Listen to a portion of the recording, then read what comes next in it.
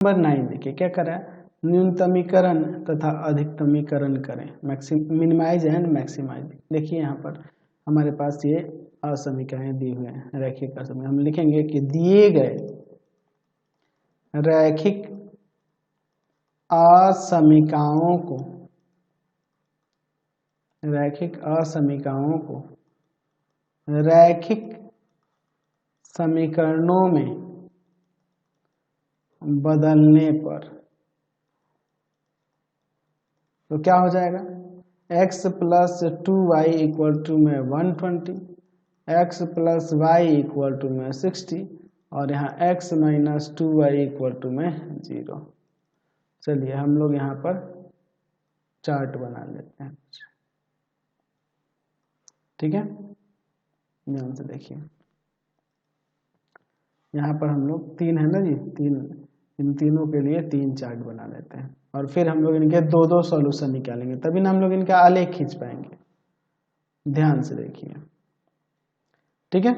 अब इसके बाद लिखते हैं x y। x का अगर हम 0 रख दें तो y का 60 हो जाएगा, y 0 रख दें तो x का 120 हो जाएगा। x का 0 रखने पर y 60, y 0 रखने पर x का 60, x y। x का यहाँ पर हम लोग रख देते हैं, चाहे y का ही रखते हैं, y का 30 रख देते हैं तो x का 60 आ जाएगा, ठीक है। फिर y का अगर हम लोग यहाँ पर रख दें कितना, यहाँ पर रख देते हैं मान लो 60, y का 60 तो x का 120 आ जाएगा। y का 60 रखने पर x का 120। इसमें 0 रखने पर गड़बड़ हो जाता था, इसलिए मैंने ऐसे वैल्यूज ले लिए। चलिए अब हम लोग इसका ग्राफ देखते हैं, ठीक है। चलिए ध्यान से देखते हैं हम लोग, यहाँ पर हम लोग ले लेते हैं x एक्सिस और इस पर ले लेते हैं y एक्सिस। चलिए अब इसके बाद हम लोग देखते हैं, ध्यान से देखिएगा, इधर हो जाएगा x, इधर x डैश y और नीचे ले लेते हैं y डैश। 30, 60, 90, 120, 30, 60, 90, 120। चलिए अब ध्यान से देखिए, x का 0, y का 60, ठीक है। x का 120, y 0, x का 120 ये हो जाएगा और y 0। तो इन दोनों से होकर जाने वाली लाइन की बात करें, रेखा की बात करें, तो ये कुछ इस तरह से हो जाएगी, ठीक है। और इसका समीकरण जो है हम यहाँ पे लिखेंगे, समीकरण है आपके पास x plus 2y equal to 120, x plus 2y equal to में 120। अगला यहाँ से x का 0, y का 60 और फिर x का 60, y का 0। तो इन दोनों से होकर जाने वाली अगर हम लोग रेखा की बात करें तो ये कुछ इस तरह से जाएगी, है कि नहीं, ये कुछ इस तरह से जाएगी। और इसका भी हम लोग समीकरण यहाँ लिख देते हैं, x plus y equal to में 60 दिया होगा, इन है जी। चलिए अच्छा जी, अगला x का 60, y का 30, x का 60 और y का 30, यहाँ हो जाएगा 60, 30। फिर x का 120, y का 60, x का 120 और y का 60, 120 और 60। तो इन दोनों से होकर जाने वाली अगर हम लोग रेखा की बात करें तो ये कुछ इस तरह से ले जाएंगे, है कि नहीं, इसी तरह से ना लेके जाएंगे। ध्यान से देखिए, ये रेखा इसी तरह से यहाँ से ऐसे जाएगी। चलिए इसका भी हम लोग समीकरण यहाँ पर रख देते हैं, क्या था जी, x minus 2y equal to 0, x minus 2y equal to में 0। अब देखिए इसके बाद हम लोग असमीकरणों को चेक करेंगे। चलिए देखिए, लिखते हैं पहले 0, 0 पर, ये शुरू की 2 चेक हो जाएंगी पर असमीकरण, 0, 0 पर असमीकरण। 0 plus 2 into 0 is less than equal to 120, यानी कि 0 is less than equal to 120, यानी यहाँ पे ये सत्य हो जाएगा। दूसरी वाली 0 + 0 is greater than equal to 0, यानी कि 0 ग्रेटर है 60 से और इक्वल है नहीं है, असत्य है।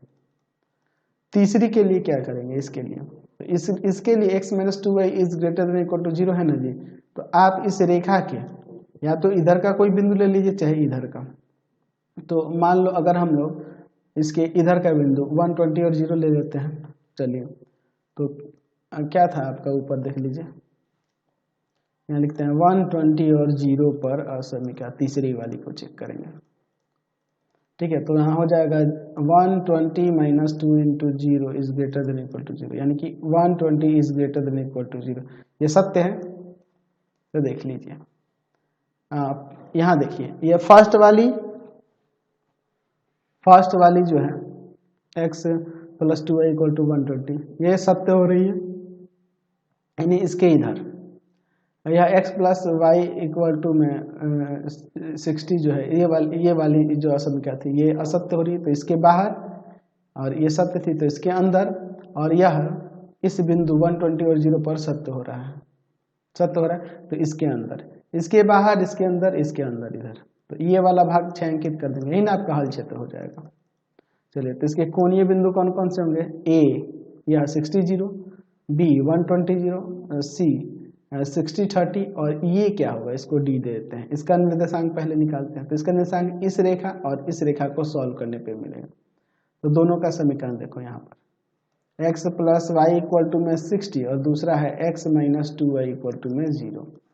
यहाँ साइन चेंज करते हैं, यहाँ 3y = में 60, ये जाएगा डिवाइड में, तो यहाँ पर हो जाएगा y = में 20, और y का वैल्यू यहाँ पर 20 रख देते हैं, ये जाकर उधर सब्ट्रैक्ट कर जाएगा, तो x का आ जाएगा 40, तो 40 20 हो जाएगा, x का 40 y का 20, 40 और 20 ये प्रतिच्छेद बिंदु हो जाएगा। तो हम लोग लिख सकते हैं कि यहाँ पर हल क्षेत्र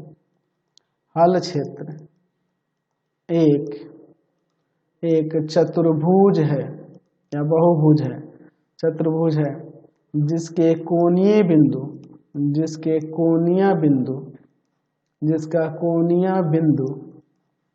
a 60, 0, b 120, 0, c 60 30 और d 40 20 है।